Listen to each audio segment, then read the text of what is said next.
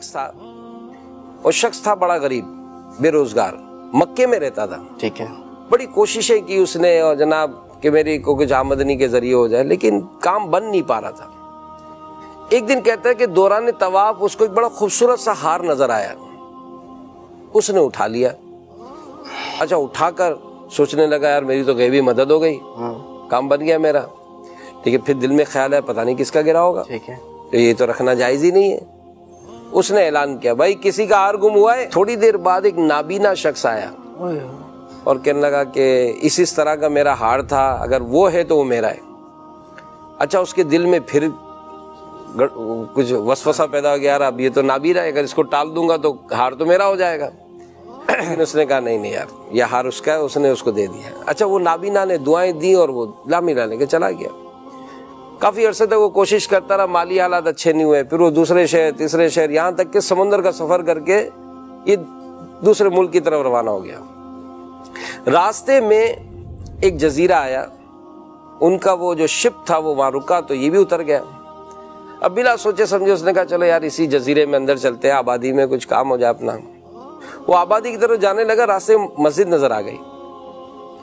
وہ مسجد میں داخل ہو گیا اور نماز وغیرہ پڑھی اس نے. تھوڑی دیر میں جماعت کا وقت ہو گیا، کچھ لوگ آ گئے، امام صاحب نہیں تھے.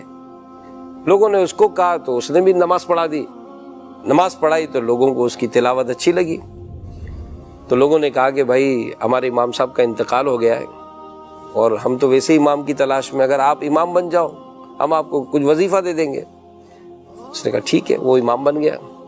پھر اس نے وہاں کے بچوں کو پڑھانا شروع کیا تو یوں مسجد میں رونق ہو گئی. اب یہ بڑا مشہور ہو گیا آبادی میں.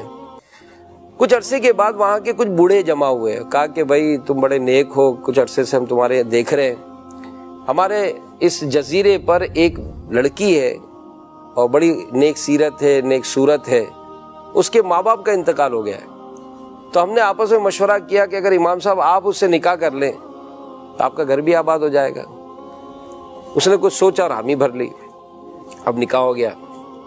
چند ماہ کے بعد اس نے اپنی بیوی کے گلے میں وہ ہار دیکھا جو اس نابینا کو اٹھا کے دیا.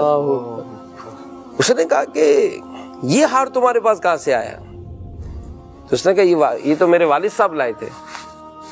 تو کہا کہ تمہارے والد صاحب حج پہ گئے تھے؟ کہاں. تمہارے والد صاحب نابینا تھے؟ کہاں. پھر اس نے یہ واقعہ سنایا کہ یہ ہار تو مجھے ملا تھا اور میں نے ہی تمہارے والد کو اٹھا کر دیا تھا.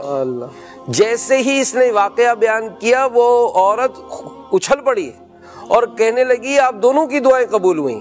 کہا کیا؟ کہا آپ دعا کرتے تھے کہ اللہ آپ کو روزی دے، آپ کا گھر آباد ہو. اللہ نے آپ کو روزی دی، آپ کا گھر آباد ہوا.